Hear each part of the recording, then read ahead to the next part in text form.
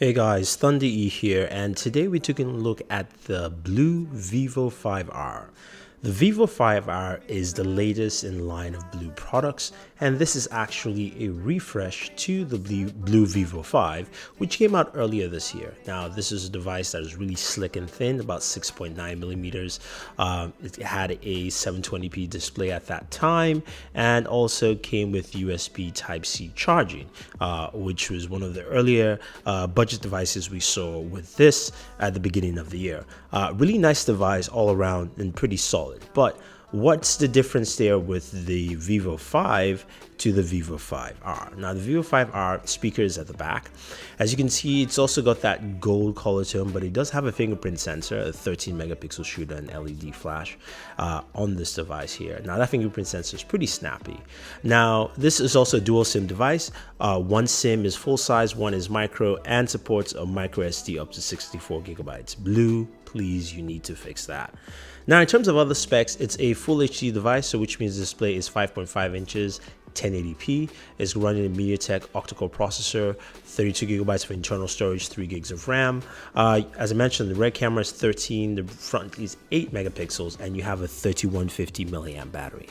As you expect with all Blu products, you get a bunch of accessories in there: case, screen protector, battery charger, headphones, as well as micro USB cables, because this uses micro USB charging. So this is different. I'm not sure why Blu went back. Now, the fingerprint sensor is pretty sharp and fast and does a really good job in just recognizing. Now, the OS, of course, is running that EMUI, which Blu is known for running, which I'm not a big fan of, so hopefully they make some changes there, but still runs smoothly, by the way. Even though I'm not a fan of it, it still runs pretty well. Of course, if you want to throw your own a launcher on there, you can definitely do that. In terms of functionality, though, it's pretty smooth. The octa-core processor handles very, very well, and as you navigate throughout the screen, you get some really good performance altogether. In the settings menu, you have a couple of options just for gesture controls, so you can go into the advanced settings as the settings break down there and check out something like smart gesture to set up things like pausing the alarm, smart vibration reminders, brighten the screen, all that kind of fun little stuff that you can do with the device. Now, when it comes to the battery, as I mentioned, the battery is a 3150 milliamp battery. The battery life is absolutely fantastic on this thing. I've been using it for 4 days. I have not turned it off or charged it. That's why it's at 13% while doing this review. The battery life is really good. I'm not going to say it actually lasts for 4 days in full, but you're going to get well over 24 hours on this device, which is absolutely fantastic. So if you're someone who's looking for a budget smartphone with a really good battery that should last you quite a while, this is the device that will do that for you, and it should give you some really solid performance all the way through. Now, looking at the camera.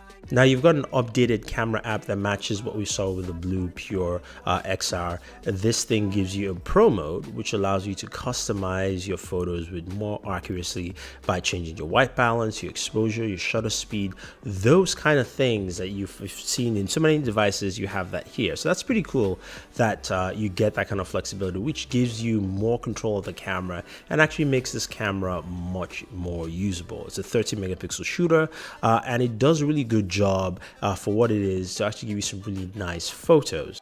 And taking a look at some of those photos, you can see how we change the settings just with the camera app, making it much brighter, a little darker, a little bit more focused. Again, this is all taken at the same time using the professional mode to give just a different outcome with each take. That's what I like about having a pro mode on the camera. So I can take this shot here and have the background of New York look very bright with Superman of focus, but then have more focus in the next photo. Now, as a camera, it does a decent job. Nighttime photos are still not that great, but in daytime and also using the pro mode to customize things, you really get some really good shots. The macro shot is also very nice and gives you some really, really good focus. So the camera is a decent camera overall.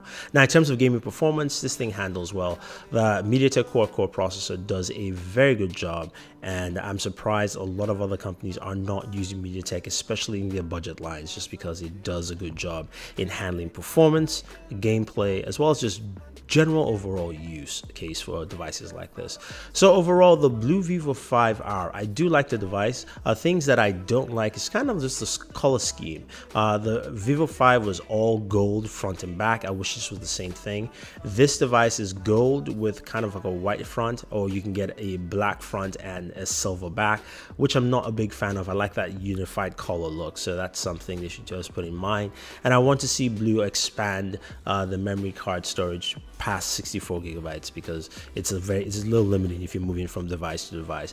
But in terms of performance and what you're getting for this device at $199, you've got a good camera, you've got really solid performance all around, you've got great battery life with the Blu VIVO 5R. So guys, if you have any questions or any comments, let us know. These two devices will be launched on September 21st, and they are available through either Amazon or Best Buy if you're looking to pick them up. We have the links for you guys down below, so don't forget to like and share this video, favorite this video, subscribe to the channel, and always enjoy your entertainment.